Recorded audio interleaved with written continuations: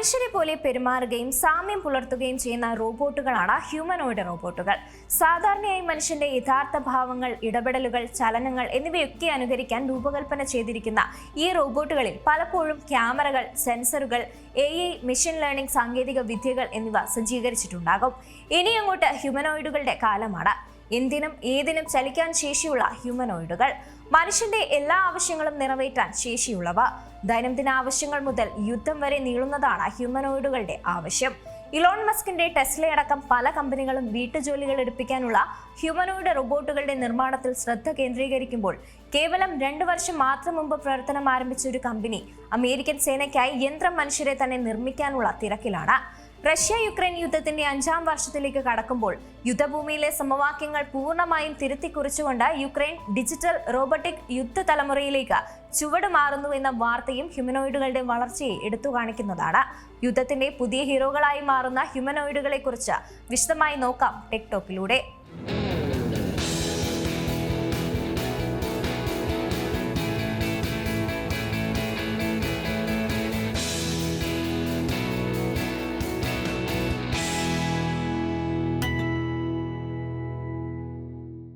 കൃത്രിമ ബുദ്ധിയുടെ ദ്രുതഗതിയിലുള്ള പുരോഗതിയോടെ ഫാക്ടറികളിലോ ആശുപത്രികളിലോ വീടിനുള്ളിലോ പോലും മനുഷ്യരോടൊപ്പം പ്രവർത്തിക്കുന്ന ഹ്യൂമനോയിഡ് റോബോട്ടുകളുടെ ആശയം ഇനിയൊരു ശാസ്ത്ര ഫിക്ഷൻ അല്ല.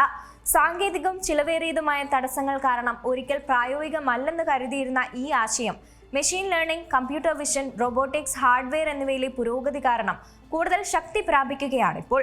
തൽഫലമായി പ്രധാന സാങ്കേതിക വിദഗ്ധർ യഥാർത്ഥ ലോക സാഹചര്യങ്ങളെ മറികടക്കാൻ കഴിയുന്ന റോബോട്ടുകളെ രൂപകൽപ്പന ചെയ്യാനും പുറത്തിറക്കാനും മനുഷ്യന്റെ പ്രതികരണങ്ങളിൽ നിന്ന് പഠിക്കാനും ഒരു കാലത്ത് ഓട്ടോമേഷന് വളരെ സങ്കീർണമെന്ന് കരുതിയിരുന്ന ജോലികൾ ചെയ്യാനും മത്സരിക്കുകയാണ്.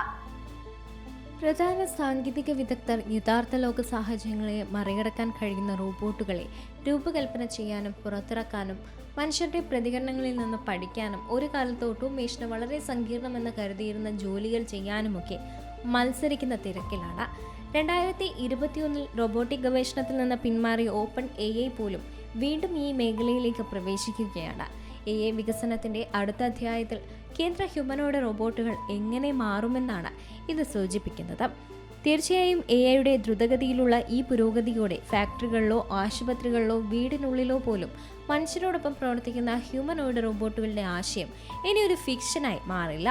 സാങ്കേതികവും ചിലവേറിയതുമായ തടസ്സങ്ങൾ മാത്രം കാരണം ഒരിക്കൽ കഴിയില്ല എന്ന് വിചാരിച്ചിരുന്ന ഈ ആശയം machine learning, computer vision, robotic hardware എന്നിവയിലെ പുരോഗതി കാരണം ഇപ്പോൾ കൂടുതൽ ശക്തി പ്രാപിക്കുകയാണ്.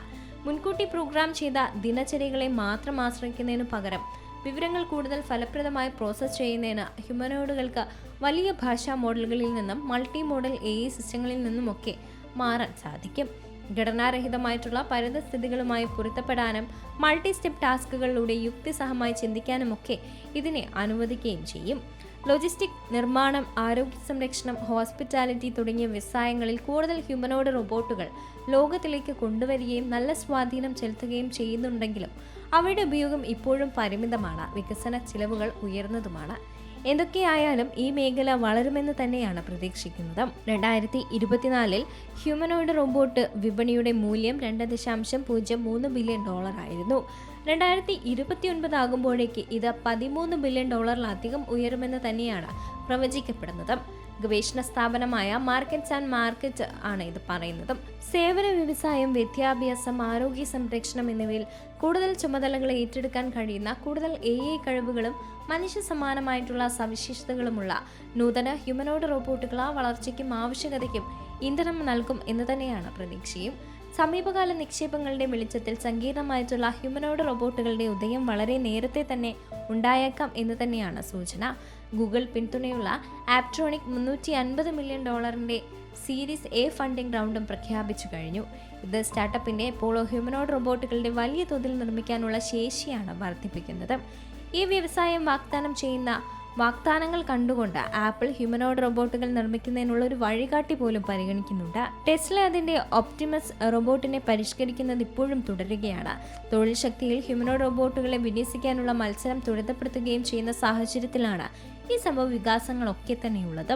എന്നാൽ കമ്പനികൾക്ക് അവരുടെ ഹ്യൂമനോയിഡ് റോബോട്ടുകളെ പൂർണ്ണമായും പുറത്തിറക്കാൻ കഴിയുന്നതിന് മുമ്പ് തന്നെ ഫാക്ടറികൾ നിലകളിലും വെയർഹൗസുകളിലും മറ്റിടങ്ങളിലുമൊക്കെ സുരക്ഷിതമായി പ്രവർത്തിക്കാനും മനുഷ്യ എതിരാളികളുമായി സഹകരിക്കാനുമുള്ള അവയുടെ കഴിവ് പരിശോധിക്കുന്നതിനുള്ള പൈലറ്റ് പ്രോഗ്രാമുകൾ നടത്തേണ്ടതൊക്കെയുണ്ട്.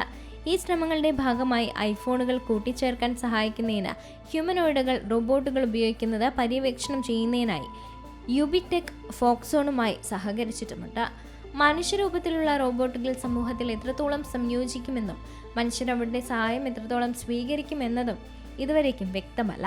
ചില ആളുകൾക്ക് ഈ റോബോട്ടുകളുടെ വ്യാപനത്തെ തൊഴിൽ വിപണിയിൽ ഭയാനകമായും അപകടകരമായും ഒക്കെയാണ് കാണുന്നത്. വർദ്ധിച്ച കാര്യക്ഷമതയും സുരക്ഷയും പോലുള്ള സാധ്യതകളുള്ള നേട്ടങ്ങൾ പല പ്രത്യാഘാതങ്ങളെയും മറികടക്കും എന്ന വിശ്വാസമാണുള്ളത്. എന്തായാലും ഹ്യൂമനോയിഡ് റോബോട്ടുകൾക്ക് വലിയ സ്വാധീനം തന്നെ ചെലുത്താൻ സാധിച്ചേക്കും. റോബോട്ടിക് സാങ്കേതിക വിദ്യയിൽ വലിയ മുന്നേറ്റം ഉണ്ടാക്കിക്കൊണ്ടിരിക്കുന്ന രാജ്യമാണ് ചൈന. ഇപ്പോഴത്തെ മനുഷ്യർക്കായി ഉപയോഗിക്കുന്ന തിരിച്ചറിയൽ കാർഡുകൾ പോലെ തന്നെ ഇനി ഹ്യൂമനോയിഡ് റോബോട്ടുകൾക്കും പ്രത്യേക ഡിജിറ്റൽ ID നൽകാനുള്ള പദ്ധതിയുമായി ചൈന രംഗത്തെത്തിയിരിക്കുകയാണ്. കൃത്രിമ ബുദ്ധി അടിസ്ഥാനമാക്കിയുള്ള എല്ലാ ഹ്യൂമനോയിഡ് റോബോട്ടുകൾക്കും സ്വന്തം ഡിജിറ്റൽ തിരിച്ചറിയൽ നമ്പർ നൽകുന്ന ദേശീയ സംവിധാനമാണ് ചൈന ആരംഭിച്ചിരിക്കുന്നത്. Humanoid full life cycle management service platform എന്ന പേരിലുള്ള ഈ പദ്ധതി റോബോട്ടുകളുടെ നിർമ്മാണം മുതൽ ഉപയോഗം, പരിപാലനം, റീസൈക്ലിംഗ്, അവസാനമായ പ്രവർത്തനത്തിൽ നിന്ന് ഒഴിവാക്കൽ വരെ എല്ലാ ഘട്ടങ്ങളും നിരീക്ഷിക്കാൻ സഹായിക്കും. മനുഷ്യരുപയോഗിക്കുന്ന തിരിച്ചറിയൽ കാർഡുകൾ പോലെ തന്നെ ഇനി ഹ്യൂമനോയിഡ് റോബോട്ടുകൾക്കും പ്രത്യേക ഡിജിറ്റൽ ID ഉണ്ടായിരിക്കും. ID നൽകാനുള്ള പ്രത്യേക പദ്ധതിയാണ് ചൈന ആരംഭിച്ചതും. AI അടിസ്ഥാനമാക്കിയിട്ടുള്ള എല്ലാ ഹ്യൂമനോയിഡ് റോബോട്ടുകൾക്കും സ്വന്തം ഡിജിറ്റൽ തിരിച്ചറിയൽ നമ്പർ നൽകുന്ന ദേശീയ സംവിധാനത്തിനാണ് തുടക്കമിട്ടത്. Humanoid full life cycle management service platform എന്ന പേരിലാണ് പദ്ധതി ആരംഭിച്ചത്. അതിൽ റോബോട്ടുകളുടെ നിർമ്മാണം മുതൽ ഉപയോഗവും പരിപാലനവും റീസൈക്ലിങ്ങും അവസാനമായി പ്രവർത്തനത്തിൽ നിന്ന് ഒഴിവാക്കുന്നത് വരെയുള്ള എല്ലാ ഘട്ടങ്ങളിലും ഇതിലൂടെ നിരീക്ഷിക്കും. ഈ പുതിയ സംവിധാനം അനുസരിച്ച് ചൈനയിൽ നിർമ്മിക്കുന്ന ഓരോ ഹ്യൂമനോയിഡ് റോബോട്ടിനും 29 അക്കങ്ങളുള്ള പ്രത്യേക തിരിച്ചറിയൽ കോഡായിരിക്കും നൽകുന്നത്.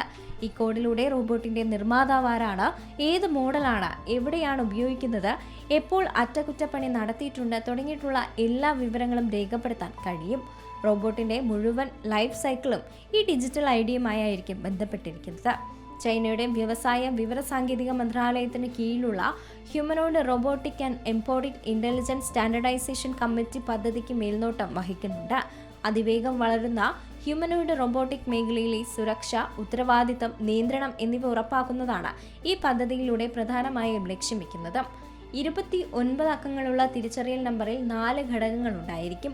2 അക്കങ്ങളുള്ള രാജ്യകോഡ്, 4 അക്കങ്ങളുള്ള നിർമ്മാതൃ കോഡ്, 6 അക്കങ്ങളുള്ള മോഡൽ കോഡ്, ഓരോ റോബോട്ടിനും പ്രത്യേകമായി നൽകുന്ന 17 അക്കങ്ങളുള്ള സീരിയൽ നമ്പർ എന്നിവ ചേർന്നതായിരിക്കും ഈ 29 അക്കങ്ങളുള്ള ID.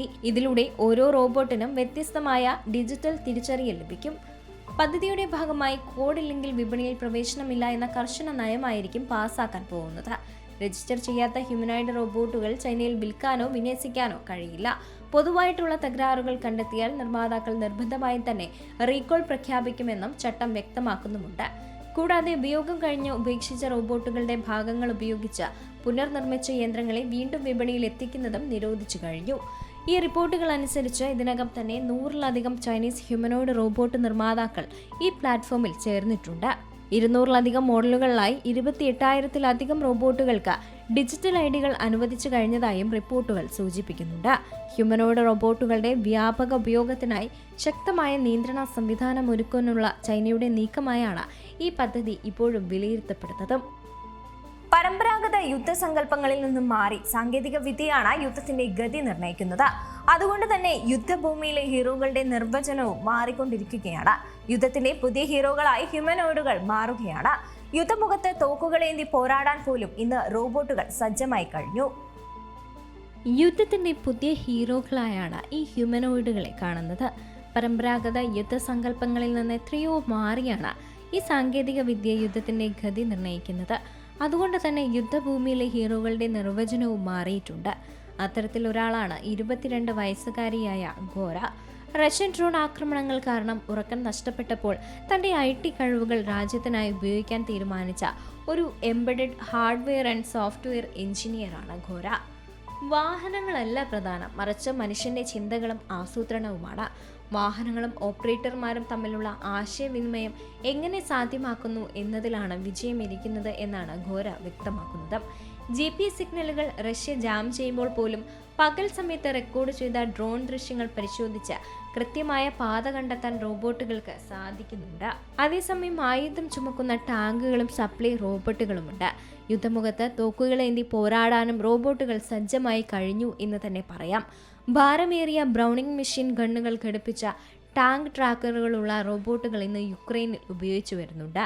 കാടുകളിലും കുറ്റിച്ചെടികളിലും ദിവസങ്ങളോളം ഒളിച്ചിരിക്കാൻ ഇവയ്ക്ക് സാധിക്കും. ഭക്ഷണമോ വെള്ളമോ ആവശ്യമില്ലാത്ത ഇവയ്ക്ക് 400 റൗണ്ട് വെടിവെച്ച ശേഷമേ ബേസിലേക്ക് മടങ്ങേണ്ടതുള്ളൂ. റഷ്യൻ സൈനികർക്ക് മുന്നിലോട്ട് ഈ റോബോട്ട് എത്തിയപ്പോൾ അവർ ഭയന്ന് നിലവിളിച്ചുകൊണ്ട് നിലത്തുരുളുകയായിരുന്നുവെന്നാണ് സൈനികർ സാക്ഷ്യപ്പെടുത്തുന്നത്.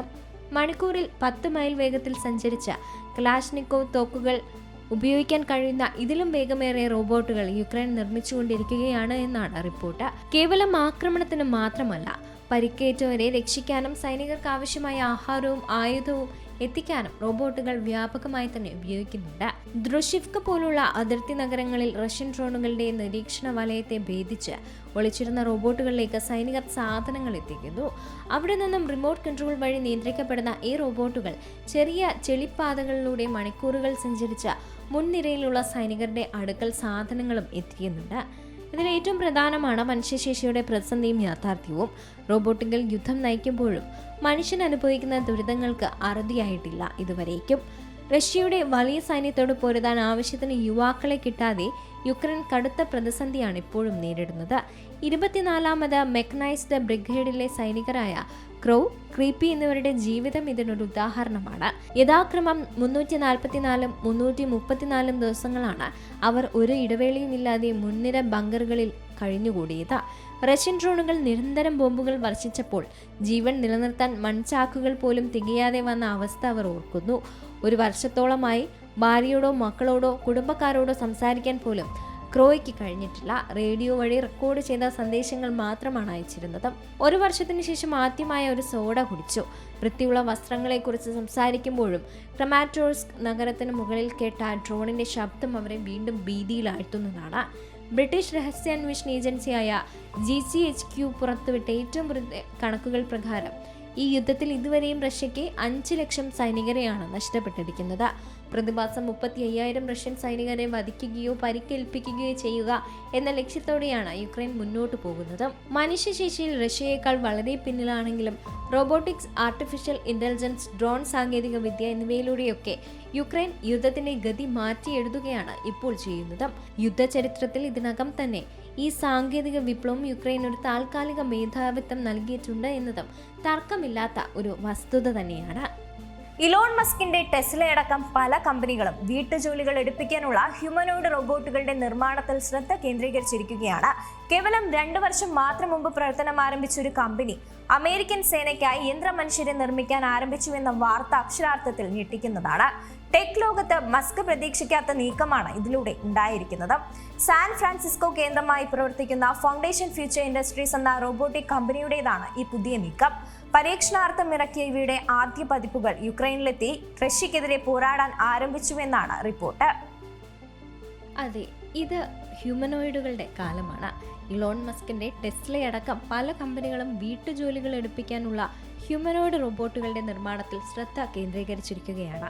അതിനിടയിലാണ് കേവലം വെറും 2 വർഷം മാത്രം മുമ്പ് പ്രവർത്തനം ആരംഭിച്ചൊരു കമ്പനി അമേരിക്കൻ സേനയ്ക്കായി യന്ത്രമനുഷ്യരെ നിർമ്മിക്കാൻ ആരംഭിച്ചതും. സാൻ ഫ്രാൻസിസ്കോ കേന്ദ്രമായി പ്രവർത്തിക്കുന്ന ഫൗണ്ടേഷൻ ഫ്യൂച്ചർ ഇൻഡസ്ട്രീസ് എന്ന റോബോട്ടിക്സ് കമ്പനിയാണ് ഈ ഒരു പുതിയ നീക്കം നടത്തുന്നതെന്നാണ് റിപ്പോർട്ടുകൾ. പരീക്ഷണാർത്ഥത്തിൽ ഇറക്കിയ ഇവയുടെ ആദ്യ പതിപ്പുകൾ യുക്രൈനിലെത്തി റഷ്യക്കെതിരെ പോരാടാൻ ആരംഭിച്ചതായ റിപ്പോർട്ടുകൾ കൂടി പുറത്തു വരുന്നുണ്ട്. അതോടൊപ്പം തന്നെ ഇതൊരു രാഷ്ട്രീയ വിവാദമായി അമേരിക്കയിൽ പുകയാനും തുടങ്ങിയിട്ടുണ്ട്. മനുഷ്യ സൈനികർക്ക് പകരം കരുണ ലേശം പോലും ഇല്ലാത്ത റോബോട്ടുകൾ യുദ്ധത്തിന് വരുന്നത് സിനിമകളിൽ മാത്രമാണ് കണ്ടിരുന്നതെങ്കിൽ അത് വരും വർഷങ്ങളിൽ സർവ്വസാധാരണമായേക്കുമെന്ന സൂചനയാണ് ഇപ്പോൾ പുറത്തു വരുന്നത്. എന്നാൽ ഇപ്പോൾ നടക്കുന്നത് അതിൻ്റെ എല്ലാം ആരംഭഘട്ട പരീക്ഷണങ്ങൾ മാത്രമാണെന്നതും ശ്രദ്ധേയമാണ്. അവ നേരിട്ട് പോരിന് ഇറങ്ങുകയല്ല, മറിച്ച് സഹായങ്ങൾ നൽകുക മാത്രമാണ് ഇപ്പോൾ ചെയ്തുകൊണ്ടിരിക്കുന്നത്. തങ്ങളുടെ റോബോട്ടുകൾക്ക് പോരായ്മകൾ ഉണ്ടോ എന്ന് കണ്ടെത്താനായാണ് യുക്രൈന് വേണ്ടി റഷ്യയെ എതിരിടാൻ അവയെ ഫൗണ്ടേഷൻ ഫ്യൂച്ചർ ഇൻഡസ്ട്രീസ് വിട്ടു നൽകിയിരിക്കുന്നത്. ചില പോരായ്മകൾ പരിഹരിക്കണം. വീട്ടുജോലികൾ എടുപ്പിക്കാനുള്ള റോബോട്ടുകളെ സൃഷ്ടിക്കാനുള്ള മസ്കിന്റെയും മറ്റു പരിശ്രമത്തിന് എതിർ ദിശയിലാണ് ഇപ്പോൾ ഈ കമ്പനി നീങ്ങിക്കൊണ്ടിരിക്കുന്നത്. തങ്ങളുടെ റോബോട്ടുകളുടെ പ്രവർത്തനത്തിൽ പ്രശ്നങ്ങൾ കണ്ടെത്തിയെങ്കിൽ അവയും പരിഹരിച്ച ശേഷം അമേരിക്കൻ സൈന്യത്തെ ശക്തിപ്പെടുത്താനാണ് കമ്പനി ഇപ്പോൾ ഉദ്ദേശിക്കുന്നത്. എന്നാൽ ഇവയ്ക്ക് നിലവിൽ പല കുറവുകളും ഉണ്ടെന്ന് കമ്പനിക്ക് തന്നെ അറിയാം. Foundation future industries, foundation robotic labs എന്നീ പേരുകളിൽ അറിയപ്പെടുന്ന കമ്പനി സ്ഥാപിക്കുന്നത് 2 ഇന്ത്യൻ വംശജരാണ് എന്നതും അതിലേറെ രസകരമായ കാര്യമാണ്.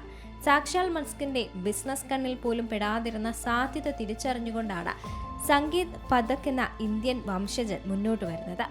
അദ്ദേഹവും മറ്റൊരു ഇന്ത്യൻ വംശജനായ അർജുൻ സേത്തിയും ചേർന്നുകൊണ്ട് 2024 സ്വതന്ത്രമായി പ്രവർത്തിക്കാൻ കെൽപ്പുള്ള മനുഷ്യാകാരമുള്ള റോബോട്ടുകളെ, അതായത് ഹ്യൂമനോയിഡ് റോബോട്ടുകളെ വ്യാവസായിക ആവശ്യങ്ങൾക്കും മറ്റും വേണ്ടി എളുപ്പത്തിൽ ഓട്ടോമേറ്റ് ചെയ്യാൻ സാധ്യമല്ലാത്ത ജോലികൾക്കായി നിർമ്മിക്കാനുള്ള സാധ്യത ആരായാൻ ആരംഭിച്ചത്. തുടർന്ന് പ്രതിരോധ മേഖലയ്ക്ക് വേണ്ടി റോബോട്ടുകളെ നിർമ്മിക്കാനും കമ്പനി ആരംഭിക്കുകയായിരുന്നു. മനുഷ്യർക്ക് അപകടകരമായ ജോലികൾ ചെയ്യാവുന്ന രീതിയിൽ റോബോട്ട് പാകപ്പെട്ടു. യുദ്ധം, വ്യവസായ മേഖല തുടങ്ങി മനുഷ്യർക്ക് അപകടകരമായേക്കാവുന്ന ഇടങ്ങളിലുള്ള ജോലികൾ ചെയ്യാവുന്ന രീതിയിൽ റോബോട്ടിക് മേഖല വളർന്നുവെന്ന് തനിക്ക് വിശ്വാസമുണ്ടെന്നാണ് സംഗീത് പഥക് എന്ന് പറഞ്ഞത്. അപായ സാധ്യത നിലനിൽക്കുന്ന ചില ജോലികൾ എടുക്കാൻ മനുഷ്യരെ വിടുന്നതിന് പകരം ഈ റോബോട്ടുകളെ അയക്കുക എന്നതാണ് റോബോട്ടിക്സിൽ നിന്ന് കിട്ടുന്ന പരമപ്രധാനമായിട്ടുള്ള ഗുണമെന്നായിരുന്നു അദ്ദേഹം പറഞ്ഞത്. ഫൗണ്ടേഷൻ ഫ്യൂച്ചർ ഇൻഡസ്ട്രീസ് യുക്രൈനിലേക്ക് അയച്ച മോഡലിന്റെ പേര് ഫാൻറ്റം MK1 എന്നാണ്. 2 റോബോട്ടുകളെ മാത്രമാണ് പരീക്ഷണാർത്ഥവും അവയുടെ സാധ്യത നേരിട്ട് കാണിച്ചു കൊടുക്കാനുമായി യുക്രൈനിലേക്ക് അയച്ചിട്ടുള്ളത്. എന്നാൽ ലോകത്തിൽ ആദ്യമായാണ് യുദ്ധരംഗത്തേക്ക് അയക്കാവുന്ന തരത്തിലുള്ള ശേഷിയുള്ള റോബോട്ടുകളെ പരീക്ഷിക്കുന്നത് എന്നും കമ്പനി അവകാശപ്പെടുന്നുണ്ട്. അമേരിക്കൻ ഗവൺമെന്റിന്റെ പിന്തുണയോടെ യുക്രൈനിൽ ഉദ്യോഗസ്ഥരാണ് റോബോട്ടുകൾ യുദ്ധരംഗത്ത് പരീക്ഷിക്കുന്നത്. എതിരാളികൾ കനത്ത ആക്രമണം നടത്തുന്ന മേഖലകളിൽ പോലും നേരിട്ട് സൈനികരെ അയക്കുന്നതിന് പകരം ഇവയെ അയച്ച് സാധനങ്ങൾ സ്വന്തം സൈനികർക്ക് എത്തിച്ചു കൊടുക്കുക എന്ന ദൗത്യമാണ് ഇവ താൽക്കാലികമായി ചെയ്തുകൊണ്ടിരിക്കുന്നത്. അതേസമയം ഫൗണ്ടേഷൻ അതിവേഗ വളർച്ച അമേരിക്കൻ ഗവൺമെന്റിന്റെ ശ്രദ്ധയിൽപ്പെട്ടിട്ടുമുണ്ട്. തന്ത്രങ്ങൾ മെനയാനായി അമേരിക്കൻ പ്രസിഡന്റ് ഡൊണാൾഡ് ട്രംപിന്റെ മകൻ എറിക് ട്രംപിനെയാണ് ഫൗണ്ടേഷൻ നിയോഗിച്ചിരിക്കുന്നത്. ചീഫ് സ്ട്രാറ്റജി അഡ്വൈസർ പദവിയിലാണ് ഇപ്പോൾ എറിക് പ്രവർത്തിക്കുന്നത്. എന്നാൽ ഈ പുതിയ നീക്കത്തിന് പിന്നിൽ അഴിമതിയാണ് എന്ന ആരോപണം കൂടി മറ്റ് എതിരാളികളും പറയുന്നുണ്ട്. കമ്പനിക്ക് പ്രഥമ കുടുംബവുമായി ബന്ധമുണ്ട് എന്നത് ഒറ്റ നോട്ടത്തിൽ തന്നെ അഴിമതി കാണാൻ സാധിക്കുന്നതാണ് എന്നാണ് ഈ democratic party centre Elizabeth Warren അടക്കം ആരോപിക്കുന്നത്. റഷ്യ യുക്രൈൻ യുദ്ധഭൂമിയിൽ ലോകത്തെ അമ്പരപ്പിക്കുന്ന മാറ്റങ്ങളാണ് ഇപ്പോൾ സംഭവിക്കുന്നത്. ടാങ്കുകളും ആർട്ടിലറികളും കാലാൾപ്പടയും നേർക്കുനേർ പോരാടിയിരുന്ന പരമ്പരാഗത യുദ്ധശൈലിയിൽ നിന്ന് മാറി യുദ്ധക്കളം ഇപ്പോൾ പൂർണ്ണമായും യന്ത്രങ്ങൾ കൈക്കലാക്കുകയാണ്. മുമ്പ് ആയിരക്കണക്കിന് സൈനികർ ചെയ്തിരുന്ന അതീവ അപകടകരമായ ദൗത്യങ്ങൾ റോബോട്ടുകളും ഡ്രോണുകളും റിമോട്ട് കൺട്രോൾ വാഹനങ്ങളുമാണ് ഇപ്പോൾ നിർവഹിക്കുന്നത്. റഷ്യയുമായുള്ള ദീർഘകാലത്തെ യുദ്ധത്തിൽ സൈനികരുടെ കടുത്ത ദൗർലഭ്യം നേരിടുന്ന യുക്രൈൻ അതിനെ മറികടക്കാൻ മനുഷ്യർക്ക് പകരം അൺമാൻഡ് സിസ്റ്റങ്ങളുടെ ഉപയോഗം വൻതോതിൽ വർദ്ധിപ്പിച്ചു കഴിഞ്ഞുവെന്നാണ് റിപ്പോർട്ടുകൾ സൂചിപ്പിക്കുന്നത്.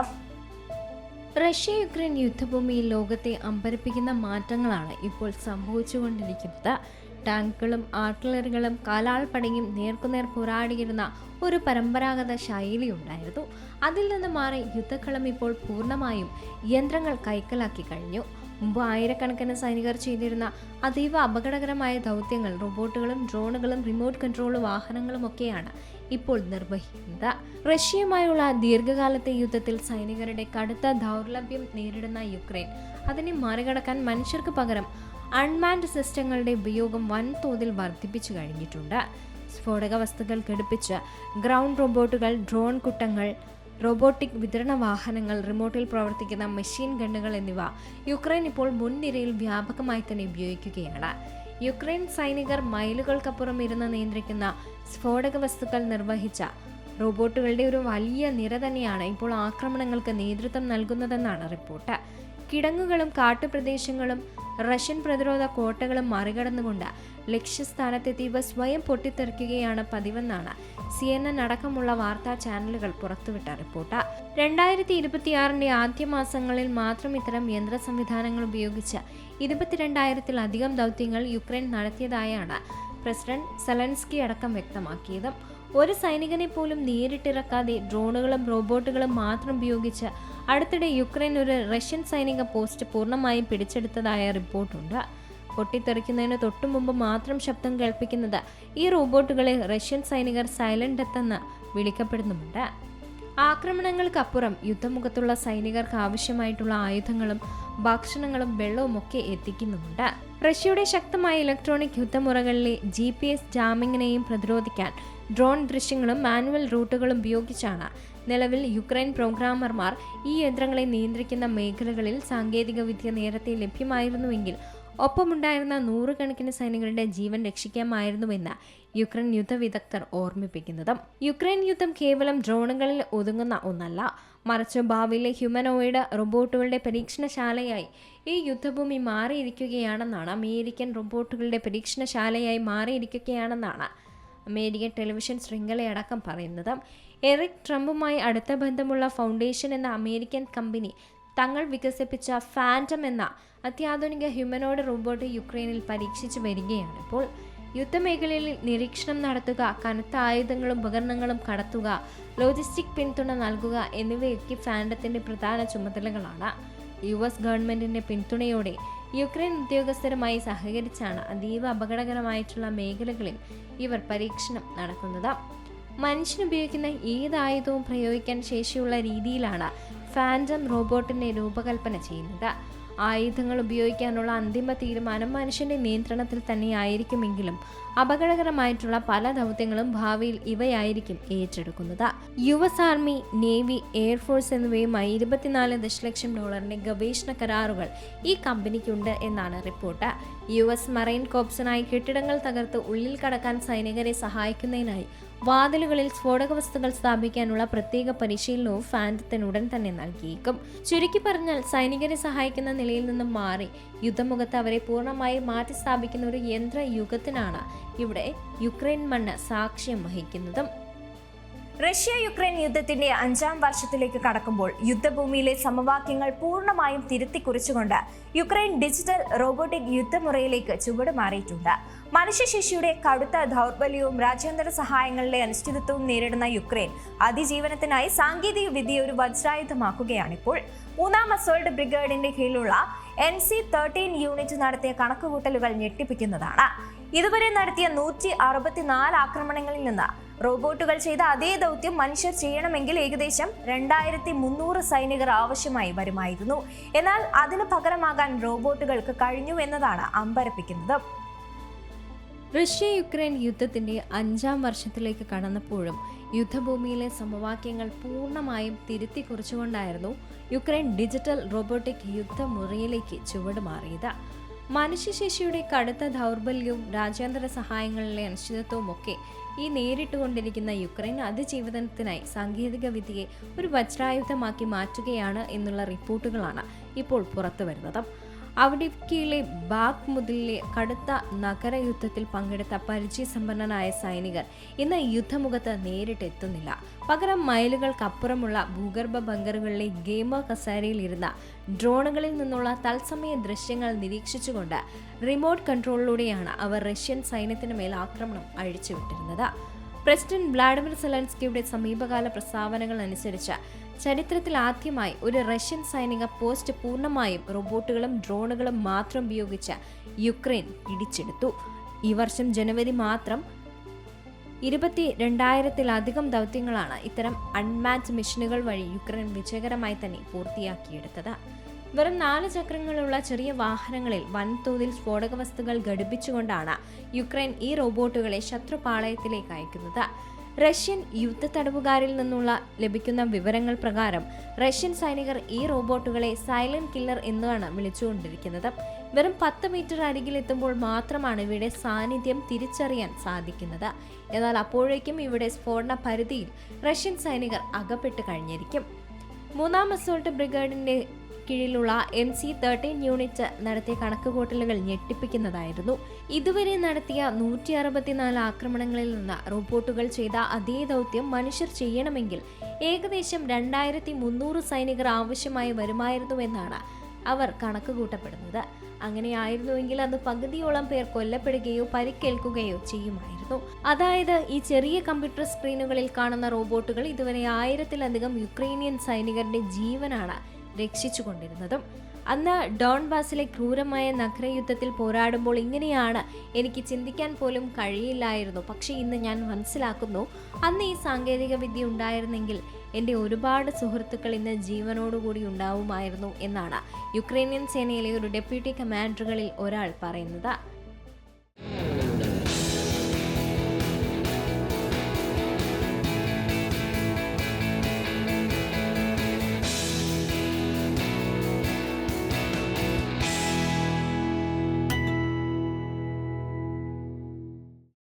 ഏറ്റവും പുതിയ വാർത്തകളും വിശേഷങ്ങളും വിരൽ തുമ്പിലറിയാൻ സീ മലയാളം ന്യൂസ് എല്ലാ ഡിജിറ്റൽ പ്ലാറ്റ്ഫോമുകളിലും ലഭ്യം.